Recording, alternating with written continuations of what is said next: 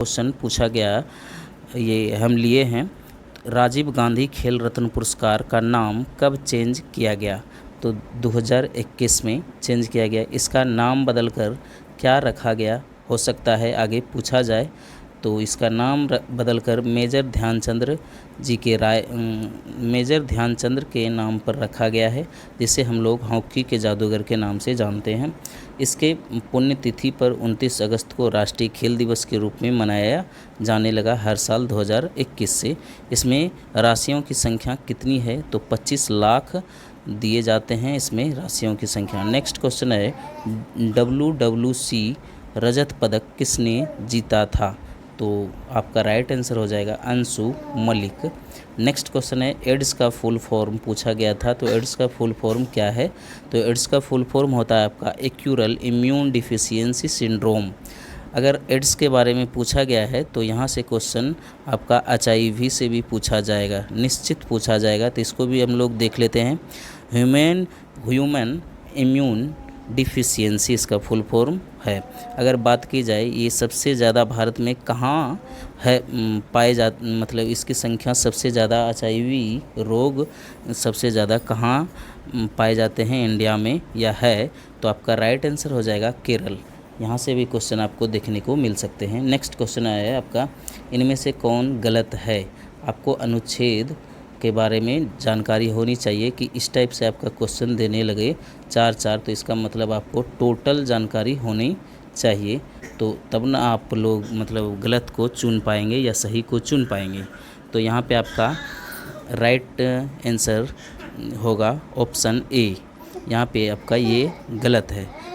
अनुच्छेद 352 राष्ट्रीय आपात, ये भी आपका सही है। अनुच्छेद 360 वित्तीय आपात, ये भी आपका सही है। अनुच्छेद 356 राष्ट्रपति शासन से रिलेटेड, ये भी सही है। लेकिन आपका अनुच्छेद 358 स्वास्थ्य आपात, ये आपका गलत है। नेक्स्ट क्वेश्चन है, उष्णकटिबंधीय सदाबहार वन किस जगह पर पाई जाती है? तो आपका राइट आंसर होगा केरल। नेक्स्ट क्वेश्चन की तरफ चलते हैं। नेक्स्ट क्वेश्चन क्या है देखते हैं। चौक लाऊ त्यौहार कहाँ मनाया जाता है? चौक लाऊ त्यौहार आपका अरुणाचल प्रदेश और उत्तर प्रदेश में मनाया जाता है। नेक्स्ट क्वेश्चन की तरफ चलते हैं। नेक्स्ट है, जिन महिलाओं ने पढ़ाई छोड़ दी उसके लिए इंडिया और यूनेस्को ने कौन सी योजना चलाई, जिसके द्वारा पढ़ाई को बढ़ावा देने के लिए आपका योजना चलाया गया है? तो ये आपका ऑप्शन में क्या था, आप लोग कमेंट के माध्यम से बताइए। शायद ऑप्शन में बालिका विद्यालय इस टाइप से कुछ ऑप्शन में था, तो आपका राइट आंसर यही होगा। नमक कानून तोड़ने के लिए 1930 में कौन सा आंदोलन हुआ? नमक कानून तोड़ने के लिए 1930 में कौन सा आंदोलन हुआ? तो दांडी मार्च आपका राइट आंसर होगा। नेक्स्ट क्वेश्चन की तरफ चलते हैं। अनंत नागेश्वर राव से पहले इकोनॉमिक मुख्य सलाहकार कौन थे? तो आपका राइट आंसर हो जाएगा यहाँ पे कृष्ण मूर्ति। नेक्स्ट क्वेश्चन है आपका, बाल साहित्य पुरस्कार कितनी भाषाओं में दिया जाता है? तो जैसा कि हम लोग जानते हैं बाल साहित्य पुरस्कार या साहित्य पुरस्कार आपका 22 भाषाओं में दिया जाता है, लेकिन बाल साहित्य पुरस्कार इस बार गुजराती और पंजाबी भाषा में नहीं दिया गया। कोई भी बाल साहित्य पुरस्कार नहीं दिया गया है। तो यहाँ पे आपका क्वेश्चन नेक्स्ट आने वाले शिफ्ट में बन सकते हैं कि इनमें से कौन से भाषाओं में बाल साहित्य पुरस्कार नहीं दिया गया? तो आपको याद रखना है गुजराती और पंजाबी। थोड़ा सा लिखने की कोशिश करते हैं, गुजराती और पंजाबी 2021 में नहीं दिया गया है। नेक्स्ट है, राष्ट्रपति शासन किस अनुच्छेद में से नहीं है? तो वही क्वेश्चन था, यहाँ पे आपका घुमा कर लाया गया है। राष्ट्रपति शासन इनमें से कौन सा नहीं है? तो डिस्कस कर ही लिए हैं। राष्ट्रपति शासन आपका 356 में है, यहाँ पे आपको बता ही दिए हैं, ऊपर में देख लीजिए 356 में है। नेक्स्ट है आपका, चलिए, अंशु मलिक रजत पदक जीता। तो इस क्वेश्चन को भी हम लोग कवर कर चुके हैं, बता ही दिए। WWC में आपका अंशु मलिक ने रजत पदक जीता। राष्ट्रपति शासन, ये भी आपका दांडी मार्च शुरू कब हुआ था? ये आपका 1930 में हुआ था, ये क्वेश्चन भी कर लिए।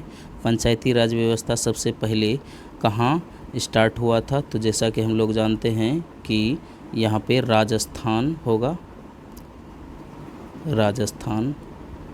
नेक्स्ट क्वेश्चन है ओम का नियम। ओम का नियम आपका क्या होगा? ये आपका V=IR, राइट आंसर हो जाएगा आपका।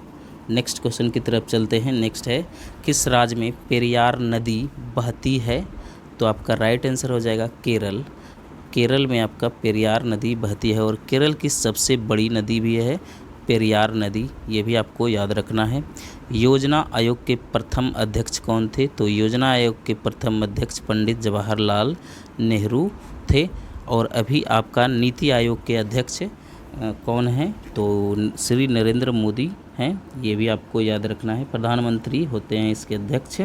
प्रथम पंचवर्षीय योजना किस पर आधारित थी? हेरोल्ड डोमर मॉडल पर। द्वितीय पंचवर्षीय योजना भी आपसे पूछा जा सकता है कि किस पर आधारित थी? तो PC महालनोबिस आपका राइट आंसर हो जाएगा, उसको भी आप लोग देख लीजिए। फोर्स का फॉर्मूला पूछा गया था, फोर्स का फॉर्मूला आपका हो जाएगा M×A आपका हो जाएगा फोर्स का फॉर्मूला। नेक्स्ट है विटामिन डी का रासायनिक नाम क्या है? तो विटामिन डी का calciferol. Vitamin D, vitamin A, vitamin C, vitamin से रिलेटेड जितने हैं आप रासायनिक नाम देख कर जाइए। मिल्क ऑफ मैग्नीशिया का फॉर्मूला पूछा गया था, तो मिल्क ऑफ मैग्नीशिया MgOH का होल स्क्वायर आपका राइट आंसर हो जाएगा। एक क्वेश्चन आपका आर्टिकल से था 231 से रिलेटेड था, तो इसमें आपका 231 में इंक्लूड है कि अगर कोई हाई कोर्ट आपका जैसे गुवाहाटी में है तो उसका केस का सुनवाई अदर स्टेट में भी हो सकता है। जैसे गुवाहाटी हाई कोर्ट में आपका फोर स्टेट का सुनवाई होता है, तो उससे रिलेटेड आपका 231 आर्टिकल है। तो इस टाइप से आपका क्वेश्चन बनता है। पर्यावरण दिवस कब मनाया जाता है? तो पर्यावरण दिवस आपका 5 जून को मनाया जाता है, ये आपको याद रखना है और ये क्वेश्चन आपका पूछा गया था। रेणुका झील कहाँ है? तो रेणुका झील आपका हिमाचल प्रदेश में पड़ता है। एक क्वेश्चन था आपका ह्यूमन डेवलपमेंट इंडेक्स भारत की रैंक क्या है? तो जैसा कि हम लोग जानते हैं कि इसमें आपका भारत का रैंक 131 है। पहले स्थान पे कौन है? तो नॉर्वे आपका पहले स्थान पर है और इसमें टोटल कंट्रियाँ कितनी है? तो टोटल कंट्री इसमें 180 है। हैप्पीनेस इंडेक्स में भारत की रैंक क्या है? तो इसमें आपका 136 भारत की रैंक है। इसमें अगर पूछा जाए कि फर्स्ट पे कौन है, तो जैसा कि हम लोग जानते हैं कि फिनलैंड आपका इसमें फर्स्ट रैंक पे है। ये आपका लगातार चौथी बार फिनलैंड चौथे स्थान फर्स्ट स्थान पे है। तो ऐसे हम लोग याद रख सकते हैं फिन या फनी, मतलब जो खुश रहता है फनी होते हैं, तो इसको आप लोग इस टाइप से भी याद रख सकते हैं। नेक्स्ट क्वेश्चन आपका है भारत के रेल मंत्री वर्तमान में कौन है? तो जैसा कि हम लोग जानते हैं अश्विनी वैष्णव। नेक्स्ट है CEO। अगर पूछा जाए CEO रेल मंत्री रेलवे का CEO अगर पूछा जाए तो VK त्रिपाठी आपका राइट आंसर हो जाएगा। नेक्स्ट क्वेश्चन है आपका आर्टिकल 24 से, तो चाइल्ड लेबर के बारे में इसमें डिस्कस किया गया है कि बच्चों को कितनी उम्र के पहले काम नहीं किया जा सकता है। तो आपको इसमें दर्शाया गया है चाइल्ड लेबर के बारे में आर्टिकल 24 में। इंग्लैंड के प्रधानमंत्री कौन है? तो बोरिस जॉनसन हैं।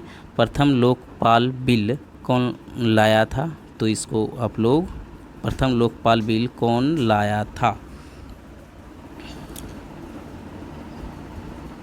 तो इसको कमेंट के माध्यम से आप लोग बताइए कि कौन लाया था। हम आपको ये क्वेश्चन करने के लिए दे रहे हैं।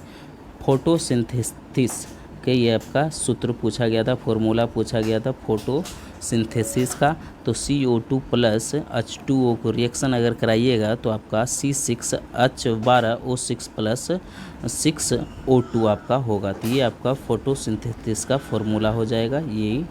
ये आपके राइट आंसर हो जाएगा। नेक्स्ट है आपका एक रामसर साइट से पूछा गया था कि वर्तमान में भारत में रामसर साइटों की संख्या कितनी है? तो जैसा कि हम लोग जानते हैं कि रामसर साइट की संख्या बढ़कर 75 हो गई है। तो 75 को हम लोग एक बार देख लेते हैं क्योंकि यहाँ से क्वेश्चन आपके बनने वाले हैं।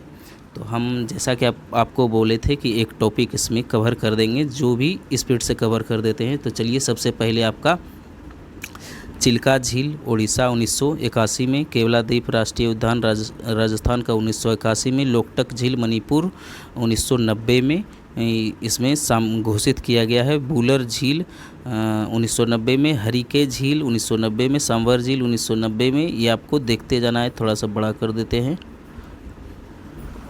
रोपर आर्द्रभूमि पंजाब में जो आपके हैं 2002 में, कोलेरू झील 2002 में, दीपोर बिल असम में है जो 2002 में, पोग बांध झील हिमाचल प्रदेश में है जो 2002 में, तसो मोरेरी झील लद्दाख में है 2002 में, वे अष्टमोड़ी झील 2002 में, सस्तम कोट्टा झील 2002 में। 2002 में बहुत सारे हुए देख लीजिए। बोम्बनाड कोड आर्द्र झील केरल में है।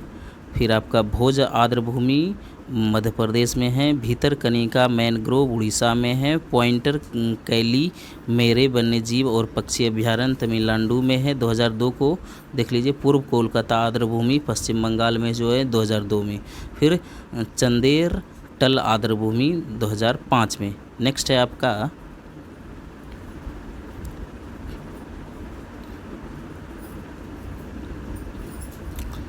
बीस के बाद आपका 27 आ गया, इसको देखना पड़ेगा।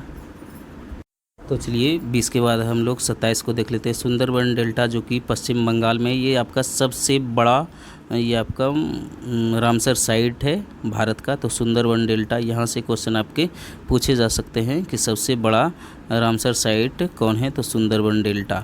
नेक्स्ट है आपका नंदूर मद्देश्वर, एक बार आप लोग अच्छे से देख लीजिए। चलिए, केशवपुर मियानी कम्युनिटी रिजर्व 2019 में, नागल वन्यजीव अभ्यारण्य 2019 में, वन ब्यास संरक्षण रिजर्व 2019 में, नवाबगंज पक्षी अभ्यारण्य 2019 में, सांडी पक्षी अभ्यारण्य उत्तर प्रदेश में जो आपके हैं 2019 में घोषित हुआ। समसपुर पक्षी अभ्यारण्य 2019 में, समन पक्षी अभ्यारण्य उत्तर प्रदेश के 2019 में, पार्वती अर्गा पक्षी अभ्यारण्य 2019 में, सरसई नावर झील 2019 में, आसन कंजर्वेटिव रिजर्व 2020 में, कावर ताल झील 2020 में, लोनार झील महाराष्ट्र में जो आपके हैं 2020 में, सुर सरोवर झील 2020 में। इसको अभी आप लोग देख लीजिए एक बार, इसको भी बड़ा कर देते हैं। आसन कंजर्वेशन रिजर्व उत्तराखंड 2020 में, कावर ताल झील 2020 में, लोनार झील 2020 में, सुर सरोवर झील 2020 में, तसोकर आर्द्रभूमि क्षेत्र 2020 में, बाधवाना आर्द्रभूमि क्षेत्र गुजरात के जो हैं 2021 में, थोल झील वन्यजीव अभ्यारण्य 2021 में, सुल्तानपुर पक्षी उद्यान हरियाणा में जो आपके हैं 2021 में, भिड्डावास वन्य जीव अभ्यारण्य 2021 में, हैदरपुर वेडलैंड उत्तर प्रदेश 2021 में, बखीरा वन्यजीव अभ्यारण्य 2002 में। चलिए देख लीजिए, देखिए कौन कौन से, अब लास्ट का दिखा देते हैं आपको।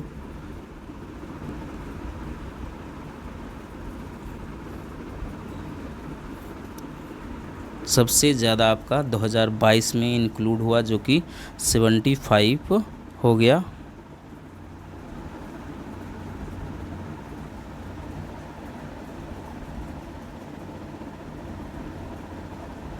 तो चलिए 75 हो गया आपका। नेक्स्ट क्वेश्चन है, भारत का नेपोलियन किसे कहा जाता है? तो भारत का नेपोलियन जैसा कि हम लोग जानते हैं समुद्रगुप्त को कहा जाता है। नेक्स्ट क्वेश्चन की तरफ चलते हैं। बापू अनफॉरगेटेबल पुस्तक के लेखक कौन हैं? तो मनीष सिसोदिया हो जाएंगे। नेक्स्ट है, भौतिकी के क्षेत्र में सबसे पहले नोबेल प्राइज किसे दिया गया था? CV रमन को 1930 में। अगर पूछा जाए आपसे साहित्य के क्षेत्र में किसे दिया गया था तो और कब दिया गया था, तो आपका हो जाएगा 1913 में दिया गया था गीतांजलि पुस्तक के लिए रविंद्रनाथ टैगोर को। ये आपको याद रखना है। वैक्सीन मैत्री मिशन क्या है? तो वैक्सीन मैत्री मिशन एक था जो कि जितने भी पड़ोसी देश हमारे हैं उसमें वैक्सीन पहुंचाने की मिशन का नाम रखा गया वैक्सीन मैत्री मिशन। नेक्स्ट है, नए लोकपाल कौन बनाए गए हैं? नए लोकपाल कौन बनाए गए हैं? तो प्रदीप कुमार महंती को बनाए गए हैं। पानी ज़मीन के अंदर किस प्रक्रिया से जाता है? तो पानी ज़मीन के अंदर इनफिल्ट्रेशन प्रक्रिया से जाता है। विद्युतीय बल्ब का फिलामेंट पतला और लंबा क्यों होता है? तो उच्च प्रतिरोध के कारण इसे बनाया जाता है कि उच्च प्रतिरोध थम सके। नेक्स्ट है आपका, इतना क्वेश्चन आपका हो गया।